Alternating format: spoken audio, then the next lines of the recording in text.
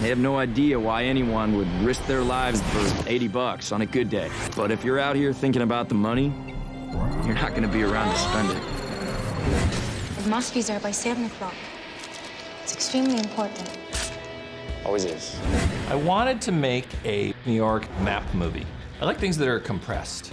And in this movie, I wanted to see somebody who had to go from 116th and Broadway down to Chinatown. And I wanted to do it more or less in real time. And I wanted to see where we are and how you get there and where you start and where you finish. Then I had to think of the line that goes into it, which is who are the people on the trip and what are they all chasing? The bike messenger as the character came pretty quickly after the idea. Then you start to ask yourself, well, who's gonna take this journey? And a messenger seems like a great idea. We had such great support from the bike messenger community. You know, it was so fun to get their technical support, even to down where they would keep their pen or how they would open their bag when they're making a delivery, that sort of stuff. It was really nice to have them around. They're like cowboys, so to extend my Western idea, you know, the bike's his horse, and he's the cowboy who doesn't, you know, necessarily play by all of society's rules, and yet seem to always be in control. And from a visual standpoint, you know, the bikes chases through cars, I was dying to see. Dave always talks about it like a horse. He makes the analogy a lot with Westerns and this movie. Like, we were just doing a scene just now where Wiley discovers his bike that's been totaled.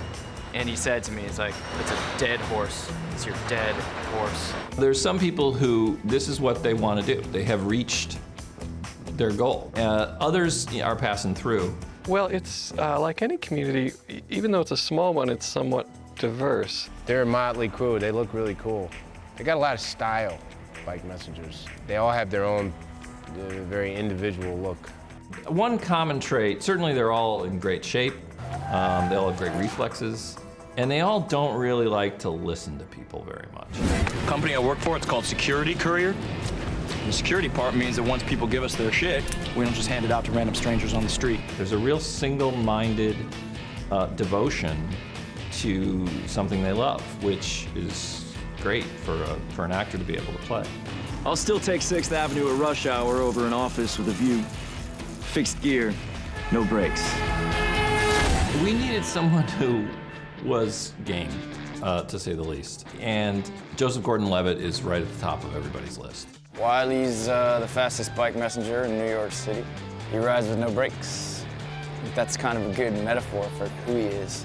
What I realized immediately on meeting him was, you know, he's a very serious young man who takes what he does very seriously, dives into it, wants to become, not pretend to be, and will train his ass off when there's a physical requirement. I think I was training for about 6 weeks or so before shooting started, pretty much every day. And he just immediately took to it, wanted to start training immediately, wanted to talk to people, wanted to get on the bike. You think, oh, a few hours a day, that's not too bad, but when you've ridden a bike for a few hours in the morning, the rest of the day gets pretty rough, pretty tired.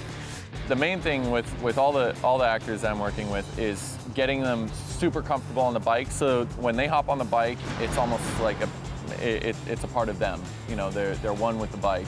They just need to look like they've been on the bike forever. Yeah, I was just kind of getting into good enough shape to do this, because we're spending, 12-hour shoot days on a bike all day, and there's no time for me to catch my breath. And then he wanted to learn, the moves, learning to read traffic and read patterns and see what was coming and how do you avoid it. Hey, we need to hop onto a sidewalk, go through grass, nothing's off limits. And it's just hardcore. And I've talked to a lot of guys who do ride without brakes, like Austin, who's one of the 4 doubles doing the riding for the Wiley character. He actually is kind of the fastest bike messenger in New York City, and he rides without brakes. I think I've seen some studies that show that, bicycle messengering is one of the most dangerous jobs you could have. I've been really lucky. I don't really get injured. When you're riding a bike down Broadway as fast as you can and performing a dialogue scene, 90% of your concentration is on not getting killed. And 10% of your concentration goes toward performing, being the character. Because Joe is so accomplished, 10% was all he needed. There is a much higher percentage of men, but there are lots of women who do it, and do it really well. Hey, Jersey, you want to move your fat-ass SUV? Danya Ramirez, who plays Vanessa, who is Wiley's girlfriend and a fellow bike messenger. Physically, she was up to the challenge and looks great on the bike and is incredibly comfortable with it. So she did nearly everything, but you know, there are some things you just can't risk a broken leg.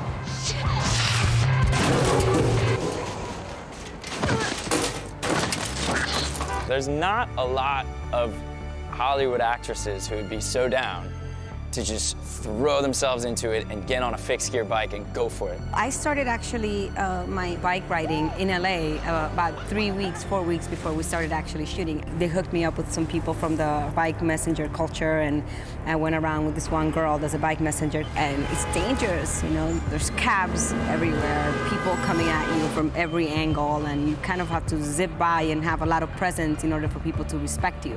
You're not gonna use it. I think I'm really in Vanessa world right now. Look, this is a job, and New York City is their office. It's Manny's office, it's Manny. Everybody has a rival at work who they can't stand, who they're in competition with. Dude, you jumped my route? I had a drop off, it was sitting right there, man. And in Wiley's case, it's Manny. Yo, it isn't yours, it's mine now, like your girlfriend. Oh, I'm getting worried, dude. And they're both attracted to the same woman. It's gonna be hard for them to get along. Oh, Manny's just a dick. And it's funny because Wole, as a guy, couldn't be farther away from that. He's such like a sweet, humble dude. But the character he's playing is just this vain guy who sort of rides for all the wrong reasons. Hey, Fixie! I bet you wish you had gears now, don't you? I've developed such a huge respect for bike messengers. I kind of used to be like, ugh, get out of my face, but now I respect them so much more. What they do is really cool. I think that when people look back on Premium Rush, they're gonna say that had badass chase scenes, and Michael Shannon was so good. Well, the villain, you know, always wanted him to be big and colorful. Yeah, here, you got some cracked ribs, X. Got a sting. Oh, I'm sorry. Is that uncomfortable? Michael Shannon's so great because I think he's a kind of an actor like Pacino that can go really big and you're still with him. I'm chasing a bicycle. No, I can't picture him on a bike. I wouldn't ride a bike around here if you paid me. It's dangerous. I'm just in a car. You would think a guy in a car could catch a guy on a bicycle pretty easily, but these really good bike riders, they can do all kinds of tricks and stuff, ride through busy intersections. It's pretty amazing to watch, actually. Truth be told, before I started the movie, I had been on a bike maybe 3 times in the past decade. And on top of that, I was cast last, so I had the least amount of training. I'm wondering, I think I probably had the most falls. Putting actors on bikes and sending them into live New York City traffic at 30 miles an hour, in retrospect, is not a great idea. And as the movie went on, you know, we hurt pretty much everybody. And action.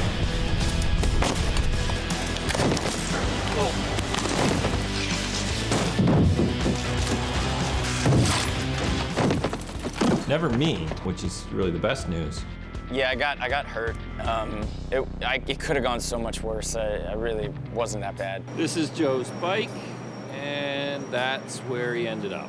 Managed to sort of jump up over and let the rear windshield break my fall. Got the arms up. Well, I mean, kids, don't try this at home or nothing, but like... Seriously, let's get you to the hospital. Yeah, it's funny how much attention you'll get when there's some blood involved. But the thing about a bike is, the slightest contact can kill you. So you'd feel it when you're watching the movie that the risk is just much higher. A relatively simple scene, in terms of conception, not execution, of a guy on a bike weaving through traffic is really kind of nerve-wracking in the movie because the stakes are much, much higher. You really can't bump into the other cars. It causes real problems.